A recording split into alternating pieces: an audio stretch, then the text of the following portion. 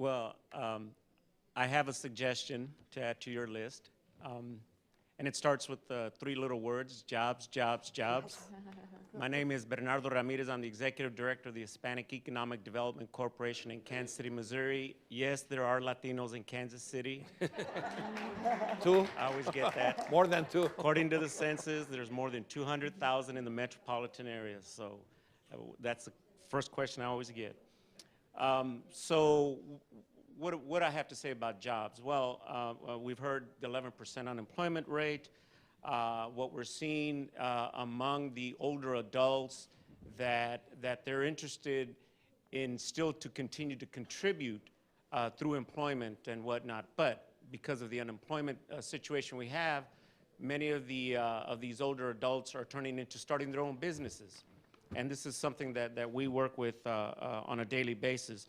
And we're seeing husbands and wives, brothers and sisters, comadres or compadres that are getting together to do this. And let me give you here just a couple of notes here.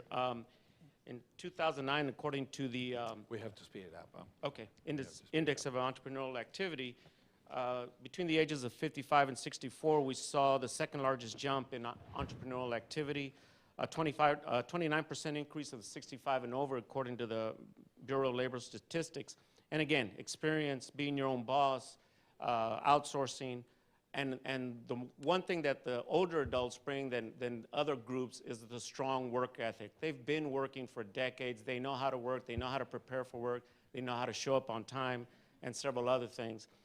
So what we're seeing then is that there's an opportunity here to give them a chance to get back into the workforce with these assets that they have, providing Hispanic older adults with job opportunities, supporting entrepreneurial activity like those organizations like mine that provide the technical assistance, and ensuring that they are economically sound in their golden years, for example, Social Security. This is a way we can safeguard their assets within our communities and, of course, within the country. So it's just a suggestion and add to the list of providing services to help the older adults get back into the workforce because they want to. Excellent. Job training and employment opportunities. The current unemployment rate for Hispanics that are 45 years of age or older is 21% compared to 10% for the 45-year and older rest of the population. So unemployment is a serious issue. And absolutely, one of the benefits of what I identified earlier in terms of triple bottom line or in terms of sustainable public procurement is that you can talk about hiring the people in need and creating business opportunities for entrepreneurs that need to be better off. So there's a lot of opportunity when you look at the public sector of the economy, that 41%. But I also want to emphasize Yaneta's point earlier this morning when she made reference to the significant Hispanic population's economic power.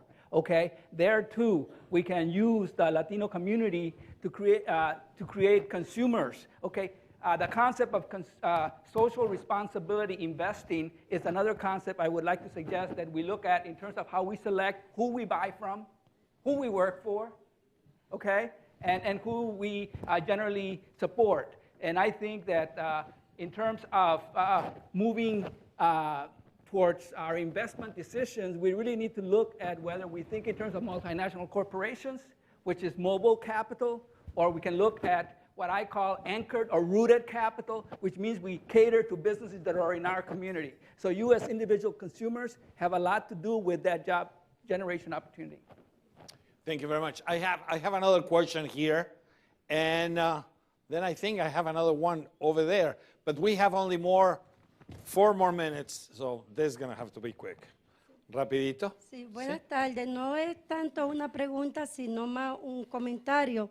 Trabajo para una comunidad que es muy necesitada en el sur de la Florida, en la pequeña Habana, en Miami, y servimos alimentos USDA del gobierno. Esto es para Lisa.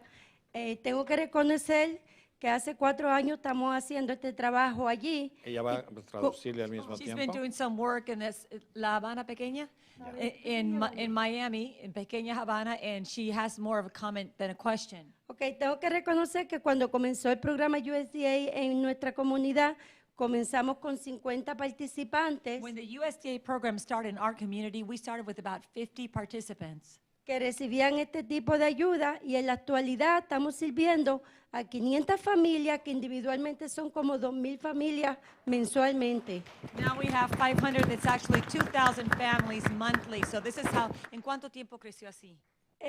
Llevamos 4 años con el programa, pero tengo que reconocer que ha llegado esta ayuda a muchas familias en la comunidad. In 4 years, look at how many families in our community this program has reached.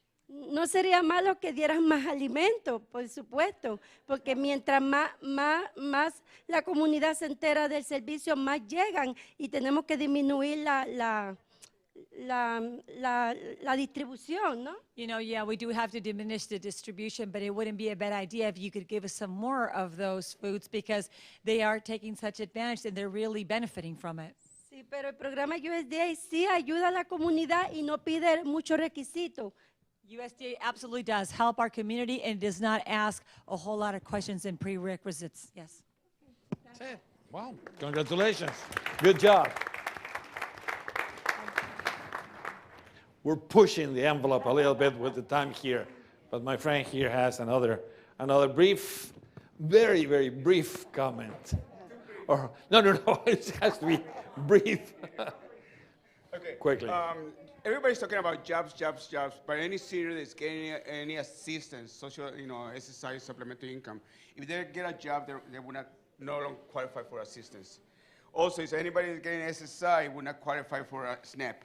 So therefore, it's really making it hard for seniors to actually survive. So you're talking about jobs, make it where, if they get a job, it wouldn't affect the assistance they get. Also, if you're trying to promote a SNAP, if they're getting an SSI, don't limit them or prevent them from getting Well, it's not up to them. It's the Congress that has to do something, isn't it? ¿Qué es lo que pasa con it? What is, Ms. Altman? I think your point is extremely well taken. Yeah. Social Security and the Supplemental Security Income Program are companion programs, and it is very important. So Supplemental Security Income, the assets test, the income levels have not been increased for really about 25 years, and those have to be increased so that people can work and can receive these other benefits. I think that's a very important point, and something that when we talk about Social Security and raising the benefits there, we should also be talking about SSI. Yeah, and I was going to say earlier when I mentioned that actually, for instance, the SNAP program, it's a federally funded program, but it's administered at the state level. So actually, there isn't just one SNAP program. There are actually 54 different SNAP programs because each state has the option and the discretion to choose between different policy options. And the one policy that you're alluding to with the asset test, we've encouraged states to consider waiving that because we believe that if you really want to help people, this is about empowerment. And to escape that cycle of poverty, you need to have some savings. You can't continuing to live in that crisis mode. And we've, it's been a very important policy change for a lot of states that have adopted so people can actually get themselves out of that tough time.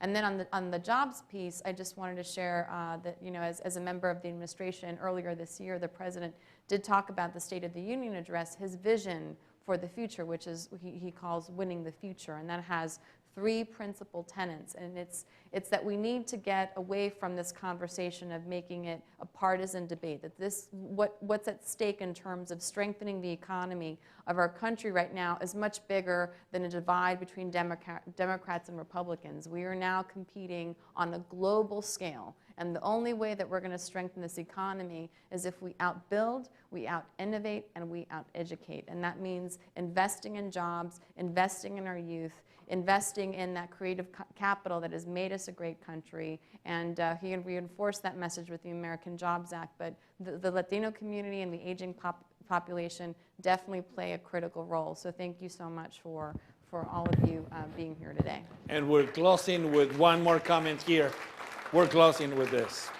Yo vengo del condado de Montgomery, de Silver Spring, y yo les quiero hacer una pregunta que qué se puede hacer en el caso cuando uno llega a esos lugares donde le ayudan a uno con la comida y le preguntan con quién vive, cuánto paga la persona con quien vive en el apartamento o si es casa, y si le dicen, si usted califica, le podemos ayudar, y si no, no.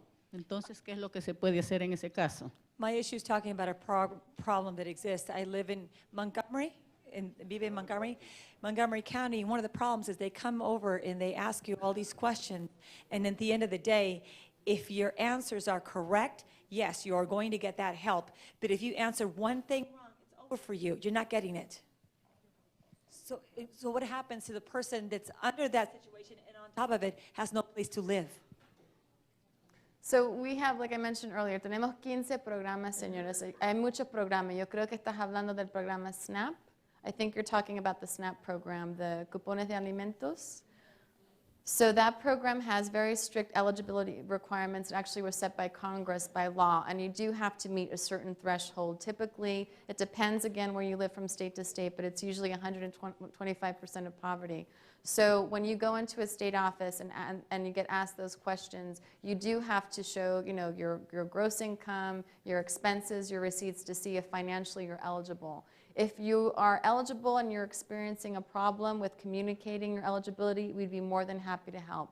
But at the same time, there are strict requirements of how much you can make and how much you're able to receive in the benefit. If you're not eligible for SNAP, though, like I mentioned, there are lots of other programs that are more flexible. There's the CACFP program. There's the commodities program. We have farmers market programs for seniors. There are other programs. I visited the Little Havana Center. I know it's in Calle Ocho. I've been there. There are lots of wonderful programs. So again, we can talk afterward. But just to know, there are certain eligibility requirements that are authorized by law. But if you don't qualify for SNAP, there are many other opportunities to get the assistance that you need. And with that, ladies and gentlemen, we finish our presentation. Thank you very much. Thank you so much to Lisa Pino, to Nancy Altman, and to Professor Rene Rosenbaum. Thank you.